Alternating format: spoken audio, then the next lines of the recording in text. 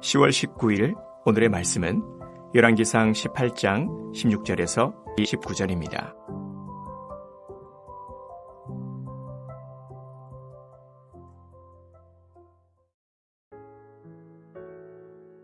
오바댜가 가서 아합을 만나 그에게 말하매 아합이 엘리야를 만나러 가다가 엘리야를 볼 때에 아합이 그에게 이르되 이스라엘을 괴롭게 하는 자여 너냐? 그가 대답하되 내가 이스라엘을 괴롭게 한 것이 아니라 당신과 당신의 아버지의 집이 괴롭게 하였으니 이는 여호와의 명령을 버렸고 당신이 바알들을 따랐음이라. 그런즉 사람을 보내 온 이스라엘과 이세벨의 상에서 먹는 바알의 선지자 450명과 아세라의 선지자 400명을 갈멜산으로 모아 내게로 나오게 하소서. 아합이 이에 이스라엘의 모든 자손에게로 사람을 보내 선지자들을 갈멜산으로 모으니라. 엘리야가 모든 백성에게 가까이 나아가 이르되 너희가 어느 때까지 둘 사이에서 머뭇머뭇하려느냐? 여호와가 만일 하나님이면 그를 따르고 바알이 만일 하나님이면 그를 따를지니라 하니 백성이 말 한마디도 대답하지 아니하는지라.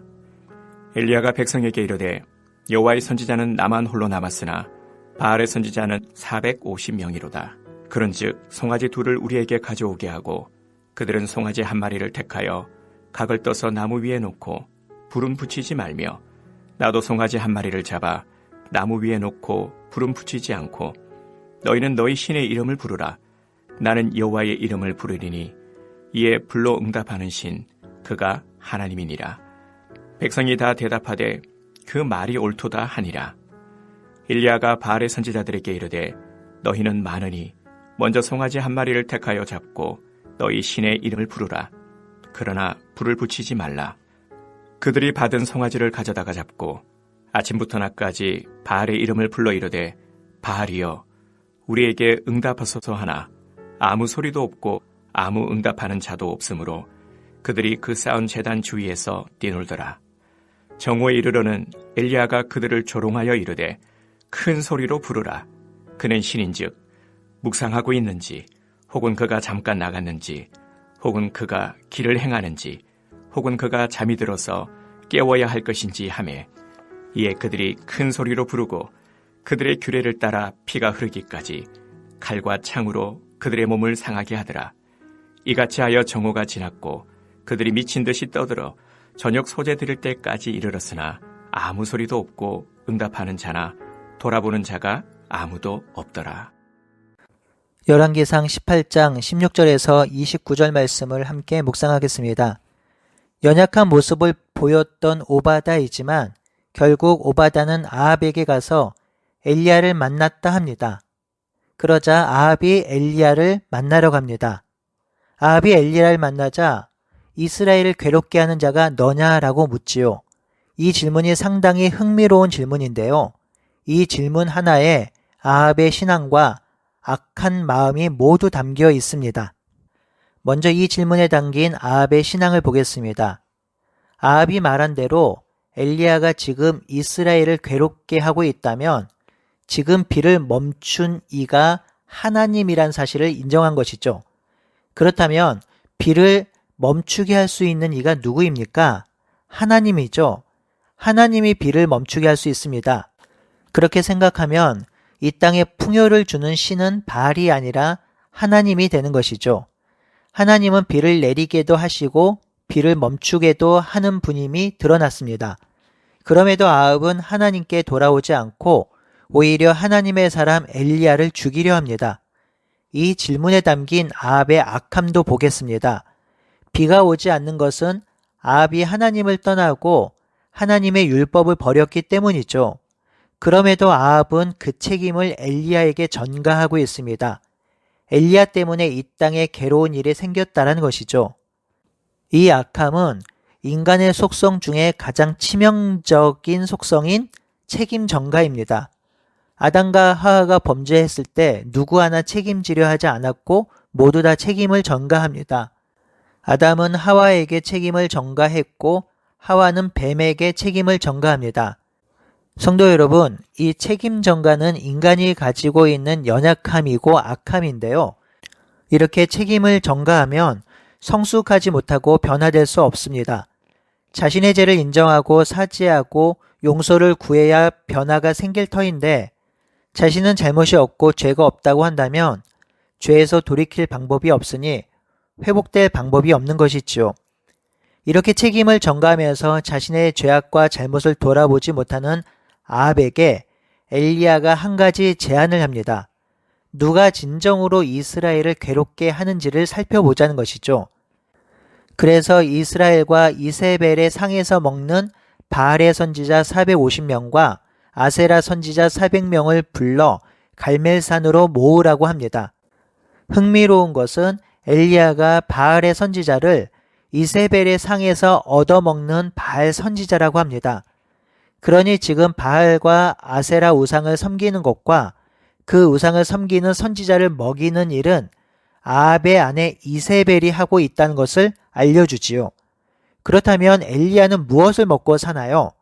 바로 하나님이 주신 것을 먹고 삽니다. 까마귀가 날라다 준 것을 먹었고 사르밧 과부의 집에서 하나님이 주신 밀가루와 기름을 먹고 살았습니다. 이처럼 엘리야는 하나님이 주신 것으로 먹고 살았지요. 비록 왕이 주는 진수성찬, 산의 진미는 아니지만 하나님이 주신 것을 먹고 산 것입니다. 그러니 바알과 아세라 선지자는 이세벨과 아합이 준 것으로 먹고 살고 엘리야는 하나님이 주신 것으로 먹고 삽니다. 그러니 이 싸움과 대결은 이세벨과 하나님의 싸움으로 요약될 수 있습니다. 21절에 보니 갈멜산에 바알과 아세라 선지자 850명 외에도 모든 백성이 모였습니다. 이 백성에게 엘리야가 말합니다. 너희가 어느 때까지 둘 사이에서 머뭇하려느냐? 여호와가 만일 하나님이면 그를 따르고 바알이 만일 하나님이면 그를 따르라고 합니다. 이에 백성들은 아무 말도 하지 않습니다. 성도 여러분, 백성들이 왜 머뭇했을까요? 백성들은 지금 당황해하고 있습니다. 긴장하고 있지요. 두려워하고 있습니다. 왜요? 둘 중에 하나를 선택해야 하는 상황이기 때문이죠. 만약 여호와가 참신이면 여호와를 따르고 바알이 참신이면 바알을 따르라고 하니 참 난감합니다. 지금 이스라엘 백성은 둘 다 섬기고 있기 때문이죠. 여호와께 제사도 드리고 바알에게 제사도 드립니다. 여호와를 섬기기도 하고 바알을 섬기기도 합니다. 하나님이 조상들을 애굽에서 해방시켜 하나님 백성 삼아 주신 것을 알고 믿고 살기도 하지만 지금 살아가는 이 가나안 땅을 관장하는 신이 바알 신임을 믿고 그 바알이 은혜를 베풀어야 살 수 있다고 믿기 때문에 그들은 지금 머뭇하고 있습니다. 여호와도 섬기고 바알도 섬기니 머뭇할 수밖에 없는 것이지요. 엘리야가 백성에게 말한 너희가 언제까지 머뭇하려느냐라는 외침은 이 시대에만 던져진 말씀이 아닙니다. 예수님도 이와 같은 의미로 우리에게 말씀하셨지요. 하나님과 재물을 겸하여 섬길 수 없으니 오직 참되신 하나님만 섬기라고 하셨습니다. 예수님의 이 말씀은 사실 너무 부담되고 순종하기 어려운 말씀입니다. 구원을 받고 천국에 가기 위해서는 하나님이 필요하지만 이 땅을 살 때, 이 현실을 살 때는 돈도 필요하다고 여기기 때문입니다. 그래서 하나님과 돈을 겸하여 섬기는 우리의 모습이 보이기도 합니다. 그렇게 생각해 보면 북이스라엘 백성들이 엘리야의 말을 듣고도 결단하지 못하고 머뭇하는 모습이 이해가 되고 사실 공감이 되기도 합니다. 그러니 이 백성의 모습이 먼 나라 이야기, 나와 상관없는 이야기, 옛날 이야기로만 생각할 수 있는 것이 아니라 지금 우리들에게도 강력한 도전을 주는 메시지가 있는 사건입니다. 엘리야는 바알과 아세라 선지자들에게 소를 잡아 여러 조각으로 각을 떼어 제단 위에 놓으라고 합니다. 그리고 각자 섬기는 신에게 기도하여 각든 송아지를 태우는 신이 참신이 될 거라고 하자 바알과 아세라 선지자 모두 좋다고 합니다. 25절에 엘리야는 그들에게 먼저 송아지를 잡고 그들의 신을 부르라고 하지요. 바알과 아세라 선지자는 송아지를 잡고 아침부터 낮까지 바알의 이름을 부릅니다. 그렇게 하는데 바알에게 아무런 응답이 없습니다. 그러자 더 크게 바알을 부릅니다. 간절히 부릅니다. 애타게 부릅니다. 제단에서 뛰며 바알을 부르지만 아무런 응답이 없습니다. 그러자 엘리야가 그들을 조롱하지요. 더 큰 소리로 부르라. 그는 신인즉 묵상하고 있는지 혹은 잠깐 나갔는지 혹은 길을 행하는지 혹은 잠이 들었는지 깨워야 할 것이라 합니다. 그러자 바알과 아세라 선지자들이 더욱 큰 소리로 우상을 부릅니다. 그래도 아무 응답이 없자 이제 몸을 자해하기 시작합니다. 몸을 상하게 하고 우상을 부릅니다. 그래도 아무런 응답이 없자 시간이 흘러 저녁 소재가 드릴 때가 되었습니다. 그때까지도 아무 응답이 없습니다. 성도 여러분, 여기서 눈에 들어오는 것은 엘리야의 당당함입니다.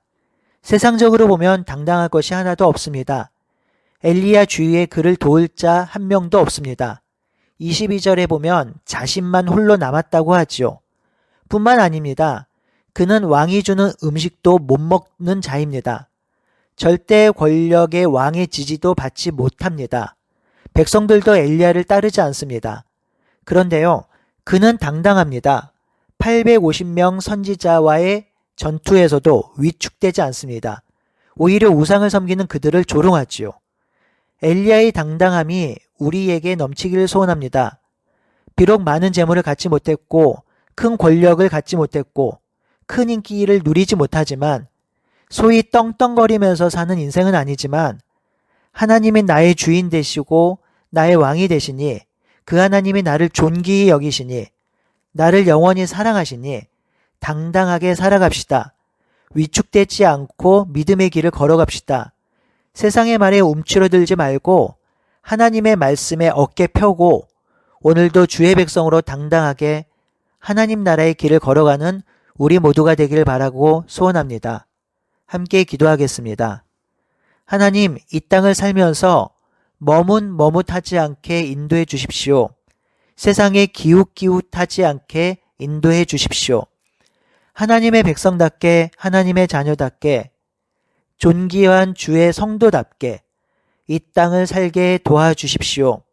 세상의 말에 위축되지 않고 세상의 물질에 현혹되지 않고 다시 오실 예수 그리스도를 기다리며 하나님과 더불어 영원토록 살아갈 삶을 기대하며 이 땅을 당당하게 살 수 있도록 도와주십시오. 예수님의 이름으로 기도합니다. 아멘.